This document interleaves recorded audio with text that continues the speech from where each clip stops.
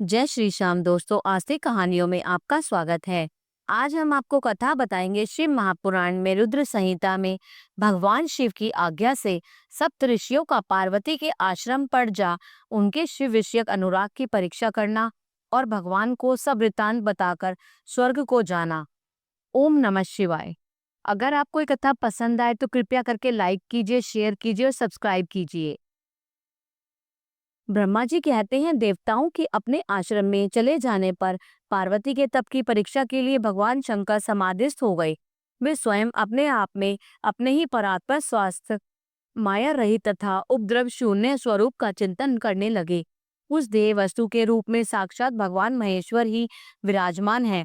उनकी गति का किसी को ज्ञान नहीं होता। वे भगवान वृषभध्वज ही सबके सृष्टा परमेश्वर हैं। तात उन दिनों पार्वती देवी बड़ी भारी तपस्या कर रही थी। उस तपस्या से रुद्रदेव भी बड़े विस्मय में पड़ गए। भक्ताधीन होने के कारण वे समाधि से विचलित हो गए और किसी कारण से नहीं। तदनंतर सृष्टिकर्ता हर ने वशिष्ठ आदि सप्तऋषियों का स्मरण किया। उनके स्मरण करते ही वे सातों ऋषि शीघ्र ही वहां आ पहुंचे। उनके मुख पर प्रसन्नता छा रही थी। तब वे सब के सब अपने सौभाग्य की अधिक सराहना करते थे। उन्हें आया देख भगवान शिव ने नेत्र प्रसन्नता से प्रफुल्ल के समान खिल उठे और वे हंसते हुए बोले, तात सप्तऋषियों, तुम सब लोग मेरे हितकारी और संपूर्ण वस्तुओं के ज्ञान में निपुण हो, अतः शीघ्र मेरी बात सुनो। गिरिराज कुमारी देवेश्वरी पार्वती इस समय सुस्थिर चित्त हो गौरी शिखर नामक पर्वत पर तपस्या कर रही हैं। मुझे पति रूप में प्राप्त करना ही उनकी तपस्या का उद्देश्य है। द्विजों, इस समय केवल सखियां उनकी सेवा में हैं। मेरे सिवा दूसरी समस्त कामनाओं का परित्याग करके वे एक उत्तम निश्चय पर पहुंच चुकी हैं। मुनिवरों, तुम सब लोग मेरी आज्ञा से वहां जाओ और प्रेम पूर्ण हृदय से उनकी दृढ़ता की परीक्षा करो। वहां तुम्हें सर्वथा छल युक्त बातें कहनी चाहिए। उत्तम व्रतधारी महर्षियों, मेरी आज्ञा से ऐसा करना, इसलिए तुम्हें संशय नहीं करना चाहिए। भगवान शंकर की आज्ञा पाकर वे सातों ऋषि तुरंत ही उस स्थान पर जा पहुंचे जहाँ दीप्तिमती जगन माता पार्वती विराजमान थी। सप्तऋषियों ने वहां शिवा को तपस्या की मूर्तिमती दूसरी सिद्धि के समान देखा। उनका तेज महान था। वे अपने उत्तम तेज से प्रकाशित हो रही थी। उन उत्तम व्रतधारी सप्तऋषियों ने उन्हें मन ही मन प्रणाम किया और उनके द्वारा विशेषतः पूजित हो वे मस्तक झुकाए इस प्रकार बोले। ऋषियों ने कहा, देवी गिरिराज नंदिनी, हमारी ये बात सुनो। हम जानना चाहते हैं कि तुम किस लिए तपस्या करती हो तथा इसके द्वारा किस देवता को और किस फल को पाना चाहती हो। उन द्विजों के इस प्रकार पूछने पर गिरिराज कुमारी देवी शिवा ने उनके सामने अत्यंत गोपनीय होने पर भी सच्ची बात बताई। पार्वती बोली, मुनीश्वरों, आप लोग प्रसन्नता पूर्व हृदय से मेरी बात सुने। मैंने अपनी बुद्धि से जिसका चिंतन किया है, अपना वह विचार मैं आपके सामने रखती हूँ। आप लोग मेरी असंभव बातें सुनकर मेरा उपहास करेंगे, इसलिए उन्हें कहने में संकोच ही होता है। तथापि कहती हूँ, क्या क्या करूँ। मेरा यह मन अत्यंत दृढ़ता पूर्वक एक उत्कृष्ट कर्म के अनुष्ठान में लगा है और ऐसा करने के लिए विवश हो गया है। यह पानी के ऊपर बहुत बड़ी और ऊंची दीवार खड़ी करना चाहता है। देवर्षि का उपदेश पाकर मैं भगवान रुद्र मेरे पति हों, इस मनोरथ को मन में लिए अत्यंत कठोर तप कर रही हूँ। मेरा मन रूपी पक्षी बिना पांख के हठ पूर्वक आकाश में उड़ रहा है। मेरे स्वामी करुणा निदान भगवान शंकर ही उसके इस आशा की पूर्ति कर सकते हैं। पार्वती का यह वचन सुनकर वे मुनि हंस पड़े और गिरिजा से का सम्मान करते हुए प्रसन्नतापूर्ण छल युक्त मिथ्या वचन बोले। ऋषियों ने कहा, गिरिराज नंदिनी, देवर्षि नारद व्यर्थ ही अपने को पंडित मानते हैं। उनके मन में क्रूरता भरी रहती है। आप समझदार होकर भी क्या उनके चरित्र को नहीं जानती। नारद छल कपट की बातें करते हैं और दूसरों के चित्त को मोह में डालकर मत डालते हैं। उनकी बातें सुनने से सर्वथा हानि ही होती है। ब्रह्मपुत्र दक्ष के पुत्रों को नारद ने जो छलपूर्ण उपदेश दिया, उसका फल यह हुआ कि वे सब के सब अपने पिता के घर लौटकर न आ सके। यही हाल उन्होंने दक्ष के दूसरे पुत्रों का भी किया। वे भी उनके चक्कर में आकर भिखारी बन गए। विद्याधर चित्रकेतु को इन्होंने ऐसा उपदेश दिया कि उसका घर ही उजड़ गया। प्रहलाद को अपना चेहरा बनाकर इन्होंने हिरण्यकश्यपु से बड़े बड़े दुख दिलवाए। ये सदा दूसरों की बुद्धि में भेद पैदा किया करते हैं। नारद मुनि कानों को पसंद आने वाली अपनी विद्या जिस जिसको सुना देते हैं, वही अपना घर छोड़कर तत्काल भीख मांगने लगता है। उनका मन मलिन है, केवल शरीर ही सदा उज्जवल दिखाई देता है। हम उन्हें विशेष रूप से जानते हैं क्योंकि उनके साथ रहते हैं। उनका उपदेश पाकर बड़े बड़े विद्वानों द्वारा सम्मानित होने वाली तुम भी व्यर्थ ही बुलावे में आ गई और मूर्ख बनकर दुष्कर तपस्या करने लगी। बाले, तुम जिनके लिए ये भारी तपस्या करती हो वे रुद्र सदा उदासीन, निर्विकार तथा काम के शत्रु हैं, इसमें संशय नहीं है। वे अमांगलिक वस्तुओं से युक्त शरीर धारण करते हैं, लज्जा को तिलांजलि दे चुके हैं। उनका न ही कोई घर है न कोई द्वार है। वे किस कुल में उत्पन्न हुए हैं इसका किसी को पता ही नहीं है। खुद से द्वेष धारण किए भूतों तथा प्रेत आदि के साथ रहते हैं, नंग धड़ंग और शूल धारण किए घूमते हैं। धूर्त नारद ने अपनी माया से तुम्हारे सारे विज्ञान को नष्ट कर दिया, युक्ति से तुम्हें मोह में लिया डाल दिया है और तुमसे तप करवाया।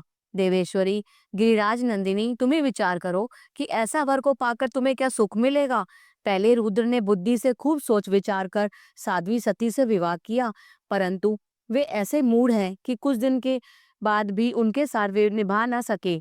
उस बेचारी को वैसे ही दोष देकर उन्होंने त्याग दिया और स्वयं स्वतंत्र हो और अपने निष्कल और शोक रहित स्वरूप का ध्यान करते हुए उसी में सुख पूर्वक रम गए। देवी, जो सदा अकेले रहने वाले, शांत, संग्रहित और अद्वितीय है, उनके साथ किसी स्त्री का निर्वाह कैसे होगा। आज भी कुछ नहीं बिगड़ा है, तुम हमारी आज्ञा मानकर घर को लौट चलो और इस दुर्बुद्धि को त्याग दो। महाभागे, इससे तुम्हारा भला होगा। तुम्हारे योग्य वर है भगवान विष्णु, जो समस्त सद्गुणों से युक्त है। वे बैकुंठ में रहते हैं और लक्ष्मी के स्वामी हैं और नाना प्रकार की क्रीड़ाएं करने में कुशल है। उनके साथ हम तुम्हारा विवाह करा देंगे और वह विवाह तुम्हारे लिए समस्त सुखों को देने वाला होगा। पार्वती, तुम्हारा जो रुद्र के साथ विवाह करने का हठ है, ऐसे हठ को छोड़ दो और सुखी हो जाओ।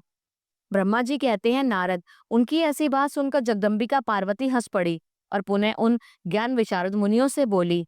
पार्वती ने कहा, मुनीश्वरों, आपने अपनी समझ से ठीक ही कहा है, परंतु द्विजों, मेरा हठ भी छूटने वाला नहीं है। मेरा शरीर पर्वत से उत्पन्न होने के कारण मुझ में स्वाभाविक कठोरता विद्यमान है। अपनी बुद्धि से ऐसा विचार कर आप लोग मुझे तपस्या से रोकने का कष्ट न करें। देवर्षि का उपदेश वाक्य मेरे लिए परम हितकारक है, इसलिए मैं उसे कभी नहीं छोड़ूंगी। वेदवेता भी ये मानते हैं कि गुरुजनों का वचन हितकारक होता है, गुरुओं का वचन सत्य होता है। ऐसा जिनका दृढ़ विचार है, उन्हें इहलोक और परलोक में परम सुख की प्राप्ति होती है और दुख कभी नहीं होता। गुरुओं का वचन सत्य होता है, यह विचार जिनके हृदय में नहीं है, उन्हें इहलोक और परलोक में भी दुख ही प्राप्त होता है, सुख कभी नहीं मिलता। अतः द्विजों, गुरुओं के वचन का कभी किसी तरह से भी त्याग नहीं करना चाहिए।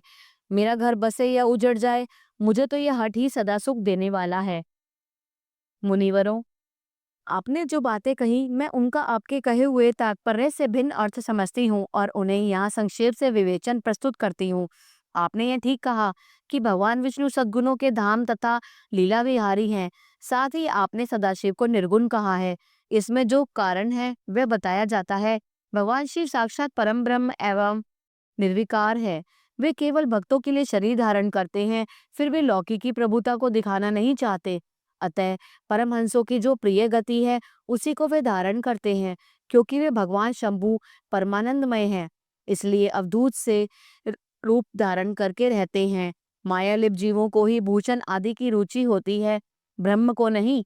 वे प्रभु गुणातीत, अजन्मा, माया रहित, अलक्ष्य गति और विराट है। द्विजों, भगवान शंभु किसी विशेष धर्म या जाति आदि के कारण किसी पर अनुग्रह नहीं करते। मैं गुरु की कृपा से ही शिव को यथार्थ रूप से जानती हूँ। ब्रह्मर्षियों, यदि शिव मेरे साथ विवाह नहीं करेंगे तो मैं सदा कुमारी ही रह जाऊंगी, परंतु दूसरे के साथ विवाह नहीं करूंगी। यह मैं सत्य सत्य कहती हूँ। यदि सूर्य पश्चिम दिशा में भी उगने लगे, मेरु पर्वत अपने स्थान से विचलित हो जाए, अग्नि शीतलता को अपना ले और कमल पर्वत शिखर की शिला के ऊपर खिलने लगे, तो भी मेरा हठ छूट नहीं सकता। यह मैं सच्ची बात कहती हूँ। ब्रह्मा जी कहते हैं, नारद, ऐसा कह उन मुनियों को प्रणाम करके गिरिराज कुमारी पार्वती निर्विकार चित्त से शिव का स्मरण करती हुई चुप हो गई। इस प्रकार गिरिजा के उस उत्तम निश्चय को जानकर वे सप्तऋषि भी उनकी जय जयकार करने लगे और उन्होंने पार्वती को उत्तम आशीर्वाद दिया। मुने, गिरिराज देवी की परीक्षा करने वाले वे सातों ऋषि उनको प्रणाम करके प्रसन्नचित्त हो शीघ्र ही भगवान शिव के स्थान को चले गए। वहां पहुंचकर शिव को मस्तक नवा, उनसे सारा वृत्तांत निवेदन करके उनकी आज्ञा ले वे पुनः सादर स्वर्गलोक को चले गए। ओम नमः शिवाय। अगला अध्याय। भगवान शंकर का जटिल तपस्वी ब्राह्मण के रूप में पार्वती के आश्रम पर जाना, उनसे सत्कृत हो उनकी तपस्या का कारण पूछना तथा पार्वती जी का अपनी सखी विजया से सब कुछ कहलवाना। ब्रह्मा जी कहते हैं, नारद, उन सप्तऋषियों के अपने लोक में चले जाने पर सुंदर लीला करने वाली साक्षात भगवान शंकर ने देवी की तप की परीक्षा लेने का विचार किया। वे मन ही मन पार्वती से बहुत ही संतुष्ट थे। परीक्षा के ही बहाने पार्वती जी को देखने के लिए जटाधारी तपस्वी का रूप धारण करके भगवान शंभु उनके वन में गए। अपने तेज से प्रकाशमान अत्यंत बूढ़े ब्राह्मण का रूप धारण करके प्रसन्नचित हो फिर दंड और छत्र लिए वहां से प्रस्थित हुए। आश्रम में पहुंचकर उन्होंने देखा देवी शिवा सखियों से घिरी हुई वेदी पर बैठी हैं और चंद्रमा की विशुद्ध कला सी प्रतीत होती हैं। ब्रह्मचारी का स्वरूप धारण किए भक्त वत्सल शंभु पार्वती देवी को देखकर प्रीतिपूर्वक उनके पास गए। उन अद्भुत तेजस्वी ब्राह्मण देवता को आया देख उस समय देवी शिवा ने समस्त पूजन सामग्रियों द्वारा उनकी पूजा की। जब उनका भली भांति सत्कार हो गया, सामग्रियों द्वारा उनकी पूजा संपन्न कर ली गई, तब पार्वती ने बड़ी प्रसन्नता और प्रेम के साथ उन ब्राह्मण देव से आदर पूर्वक कुशल समाचार पूछा। पार्वती बोली, ब्रह्मचारी का स्वरूप धारण करके आए हुए आप कौन हैं और कहाँ से पधारे हैं? वेदवेताओं में श्रेष्ठ विप्रवर, आप अपने तेज से इस वन को प्रकाशित कर रहे हैं। मैंने जो कुछ पूछा है उसे बतलाइए। ब्राह्मण ने कहा, मैं इच्छानुसार विचरने वाला वृद्ध ब्राह्मण हूँ, पवित्र बुद्धि तपस्वी, दूसरों को सुख देने वाला और परोपकारी हूँ, इसमें संशय नहीं है। तुम कौन हो, किसकी पुत्री हो और इस निर्जन वन में किस लिए ऐसी तपस्या कर रही हो जो पंजे के बल पर खड़े हो तप करने वाले मुनियों के लिए भी दुर्लभ है। तुम ना बालिका हो, ना वृद्धा हो, ना ही सुंदरी सुंदरी तरुणी जान पड़ती हो, फिर किस लिए पति के बिना इस वन में आकर कठोर तपस्या करती हो? भद्रे, क्या तुम किसी तपस्वी की सहचारिणी तपस्विनी हो? देवी, क्या वह तपस्वी तुम्हारा पालन पोषण नहीं करता जो तुम्हें छोड़कर अन्यत्र चला गया? बोलो, तुम किसके कुल में उत्पन्न हुई हो? तुम्हारे पिता कौन है और तुम्हारा नाम क्या है? तुम महासौभाग्य रूपा जान पड़ती हो, तुम्हारी तपस्या में अनुराग व्यर्थ है। क्या तुम वेद माता गायत्री हो, लक्ष्मी हो, या अथवा किसी सुंदर रूप वाली सरस्वती हो? इन तीनों में से तुम कौन हो, यह मैं अनुमान से निश्चय नहीं कर पाता। पार्वती बोली, विप्रवर, ना तो मैं वेद माता गायत्री हूँ, ना लक्ष्मी हूँ और ना सरस्वती ही हूँ। इस समय मैं हिमाचल की पुत्री हूँ। मेरा नाम पार्वती है। पूर्व काल में, इसके पहले में जन्म में मैं प्रजापति दक्ष की पुत्री थी। उस समय मेरा नाम सती था। एक दिन पिता ने मेरे पति की निंदा की थी, जिससे कुपित हो मैंने योग के द्वारा शरीर को त्याग दिया था। इस जन्म में भी भगवान शिव मुझे मिल गए थे, परंतु भाग्यवश काम को भस्म करके वे मुझे भी छोड़कर चले गए। ब्राह्मण, शंकर जी के चले जाने पर मैं विरहता से उद्विग्न हो उठी और तपस्या के लिए दृढ़ निश्चय करके पिता के घर से यहाँ गंगा जी के तट पर चली आई। यहाँ दीर्घ काल तक कठोर तपस्या करके भी मैं अपने प्राण वल्लभ को न पा सकी, इसलिए अग्नि में प्रवेश कर जाना चाहती थी। इतने में ही आपको आया देख मैं क्षण भर के लिए ठहर गई। अब आप जाइए, मैं अग्नि में प्रवेश करूंगी, क्योंकि भगवान शिव मुझे स्वीकार नहीं किया, किंतु जहाँ मैं जन्म लूंगी वहां वह शिव का ही प्रतिरूप में वर्ण करूंगी। ब्रह्मा जी कहते हैं, नारद, ऐसा कहकर पार्वती उन ब्राह्मण देवता के सामने कि अग्नि में समा गई। यद्यपि ब्राह्मण देव सामने से उन्हें बारंबार ऐसा करने से रोक रहे थे, अग्नि में प्रवेश करती हुई पार्वती की तपस्या के प्रभाव से वे आग उसी क्षण चंदन पंख के समान शीतल हो गई। क्षण भर उस आग के भीतर रहकर जब पार्वती आकाश में ऊपर की ओर उठने लगी, तब ब्राह्मण रूपधारी शिव ने सहसा हंसते हुए उनसे पुनः पूछा, अहो भद्रे, तुम्हारा तप क्या है? यह कुछ भी मेरी समझ में नहीं आया। इधर अग्नि से तुम्हारा शरीर नहीं जला, यह तो तपस्या की सफलता सूचक है, परंतु अब तक तुम्हें अपने मनोरथ प्राप्त नहीं हुआ, इससे उसकी विफलता प्रकट होती है। अतः देवी, सबको आनंद देने वाली मुझ श्रेष्ठ ब्राह्मण के सामने तुम अपने अभीष्ट मनोरथ को सच सच बताओ। ब्रह्मा जी कहते हैं, नारद, ब्राह्मण के इस प्रकार पूछने पर उत्तम व्रत का पालन करने वाली अंबिका ने अपनी सखी को उत्तर देने के लिए प्रेरित किया। पार्वती से प्रेरित हो उनकी विजया नामक प्राण प्यारी सखी ने, जो उत्तम व्रत को जानने वाली थी, जटाधारी तपस्वी से कहा। सखी बोली, साधु, तुमसे पार्वती के उत्तम चरित्र का और इनकी तपस्या के समस्त कारणों का वर्णन करती हूँ। आप सुनना चाहते हो तो सुनिए। मेरी सखी गिरिराज हिमाचल की पुत्री हैं। ये पार्वती और काली नाम से विख्यात हैं तथा माता मेनका की कन्या हैं। अब तक किसी ने इनके साथ विवाह नहीं किया है कि भगवान शिव के सिवा दूसरे किसी को चाहती भी नहीं। उन्हीं के लिए 3000 वर्षों से तपस्या कर रही हैं। भगवान शिव की प्राप्ति के लिए ही मेरी इन सखी ने ऐसा तप प्रारंभ किया। विप्रवर, इसमें जो कारण है उसे बताती हुई सुनिए। ये पर्वत राजकुमारी ब्रह्मा, विष्णु तथा इंद्र आदि देवताओं को भी छोड़कर केवल पिनाक पाणी भगवान शंकर को ही पति रूप में प्राप्त करना चाहती हैं और नारद जी के आदेश से कठोर तपस्या कर रही हैं। दुष्श्रेष्ठ, आपने जो कुछ पूछा था उसके अनुसार मैंने प्रसन्नतापूर्वक अपनी सखी का मनोरथ बता दिया। अब आप और क्या सुनना चाहते हैं? ब्रह्मा जी कहते हैं, नारद, विजया का ये यथार्थ वचन सुनकर जटाधारी तपस्वी रुद्र हंसते हुए बोले, सखी ने यह जो कुछ कहा है उसमें मुझे परिहास का अनुमान होता है। यदि यह सब ठीक हो तो पार्वती देवी अपने मुंह से कहे। जटिल ब्राह्मण के इस प्रकार कहने पर पार्वती देवी अपने मुंह से ही यो कहने लगी। ओम नमः शिवाय। अगला अध्याय। पार्वती की बात सुनकर जटाधारी ब्राह्मण का शिव की निंदा करते हुए पार्वती को उनकी ओर से मन को हटा लेने का आदेश देना। पार्वती बोली, जटाधारी विप्रवर, मेरा सारा वृत्तांत सुनिए। मेरी सखी ने जो कुछ कहा है वह ज्यों का त्यों सत्य है, उसमें असत्य कुछ भी नहीं है।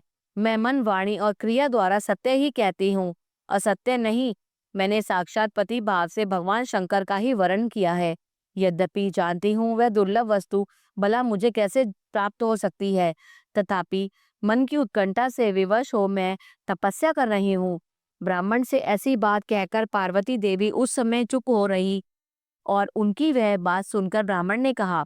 ब्राह्मण बोले, इस समय तक मेरे मन में यह जानने की प्रबल इच्छा थी कि यह देवी किस दुर्लभ वस्तु को चाहती है जिसके लिए ऐसा महान तप कर रही है। किंतु देवी, तुम्हारे मुखारविंद से सब कुछ सुनकर उस अभिष्ट वस्तु को जान लेने के बाद अब मैं यहाँ से जा रहा हूँ। तुम्हारी जैसी इच्छा हो वैसा करो। यदि तुम मुझसे ना कहती तो मित्रता निष्फल होती। अब जैसा तुम्हारा कार्य है वैसा ही उसका परिणाम होगा। जब तुम्हें इसी में सुख है तब मुझे कुछ नहीं कहना।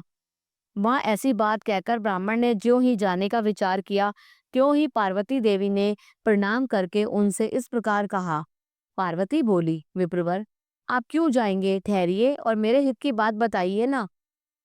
पार्वती जी के ऐसा कहने पर दंडधारी ब्राह्मण देवता रुक गए और इस प्रकार बोले, देवी, मेरी बात सुनने का मन है और मुझे भक्ति भाव से ठहरा रही हो तो मैं वह सब तत्व बता रहा हूँ जिससे तुम्हें हित हित का ज्ञान हो जाएगा। महादेव जी के प्रति मेरे मन में गौरव बुद्धि है, अतः मैं उनको सब प्रकार से जानता हूँ, तो भी यथार्थ बात कहता हूँ। तुम सावधान होकर सुनो। वृषभ के चिन्ह से अंकित ध्वजा धारण करने वाले महादेव जी सारे शरीर में भस्म रमाए रहते हैं, सिर पर जटा धारण करते हैं और धोती की जगह बाघ का चामर पहनते हैं तथा चादर की जगह हाथी की खाल ओढ़ते हैं। हाथ में भीख मांगने के लिए खोपड़ी लिए रहते हैं। झुंड के झुंड सांप उनके सारे अंगों में लिपटे देखे जाते हैं। वे विष खाकर ही पुष्ट होते हैं और अभक्ष्य पक्षी हैं। उनके नेत्र बड़े भद्दे हैं, देखने में डरावने लगते हैं। उनका जन्म कब, कहाँ और किससे हुआ यह आज तक प्रकट नहीं हुआ। घर गृहस्थी के भोग से वे सदा दूर रहते हैं, नंग धड़ंग घूमते हैं और भूत प्रेतों को सदा साथ रखते हैं। उनके एक दो नहीं 10 भुजाएं हैं। देवी, मैं समझ नहीं पाता कि किस कारण तुम उन्हें अपना पति बनाना चाहती हो। तुम्हारा ज्ञान कहाँ चला गया? इस बात को आज सोच विचार कर मुझे बताओ। दक्ष ने अपने यज्ञ में अपनी ही पुत्री सती को केवल यही सोचकर नहीं बुलाया कि वो कपालधारी भिक्षुक की भार्या है। इतना ही नहीं, उन्होंने यज्ञ में भाग देने के लिए सब देवताओं को बुलाया किंतु शंभू को छोड़ दिया। सती उस अपमान के कारण अत्यंत क्रोध से व्याकुल हो उठी। उसने अपने प्यारे प्राणों को तो छोड़ा ही, शंकर जी को भी त्याग दिया। तुम तो स्त्रियों में रत्न हो, तुम्हारा पिता समस्त पर्वतों का राजा है, फिर तुम क्यों इस उग्र तपस्या के द्वारा वैसे पति को पाने की अभिलाषा करती हो? सोने की मुद्रा यानी अशरफी देकर बदले में उतना ही बड़ा कांच लेना चाहती हो। उज्जवल चंदन छोड़कर अपने अंगों में कीचड़ लपेटना चाहती हो, सूर्य के तेज का परित्याग करके जुगनू की चमक पाना चाहती हो, महीन वस्त्र त्याग कर अपने शरीर को चमड़े से ढकने की इच्छा करती हो, घर में रहना छोड़कर वन में धूनी रमाना चाहती हो, तथा देवेश्वरी, यदि तुम इंद्र आदि लोकपालों को त्याग कर शिव के प्रति अनुरक्त हो, तो अवश्य ही रत्नों के उत्तम भंडार को त्याग कर लोहा पाने की इच्छा करती हो। लोक में इस बात को अच्छा नहीं कहा गया कि शिव के साथ तुम्हारा संबंध मुझे इस समय परस्पर विरुद्ध विरुद्ध दिखाई देता है। कहाँ तुम और कहाँ नेत्र प्रफुल्ल कमल दल के समान शोभा पाते हैं, और कहाँ वे रुद्र जो 3 भद्दी आंखें धारण करते हैं। तुम तो चंद्रमुखी हो और शिव पंचमुखी कहे गए हैं। तुम्हारे सिर पर दिव्य वेणी सर्पिणी सी शोभा पा रही है, परंतु शिव के मस्तक पर जो जटाजूट बताया जाता है वह प्रसिद्ध ही है। तुम्हारे अंग में चंदन का अंगराग होगा और शिव के शरीर में चिता का भस्म। कहाँ तुम्हारी सुंदर मृदुल साड़ी और कहाँ शंकर जी के उपयोग में आने वाली हाथी की खाल। कहाँ तुम्हारे अंगों में दिव्य आभूषण और कहाँ शंकर के सर्वांग में लिपटे हुए सर्प। कहाँ तुम्हारी सेवा के लिए उद्यत रहने वाले संपूर्ण देवता और कहाँ भूतों की दी हुई बलि को पसंद करने वाले शिव। कहाँ तो मृदंग की मधुर ध्वनि और कहाँ डमरू की डिमडिम। कहाँ भेड़ियों के समूह की गड़गड़ाहट और कहाँ अशुभ श्रृंगीनाद। कहाँ ढक्का का शब्द और कहाँ अशुभ गलनाद।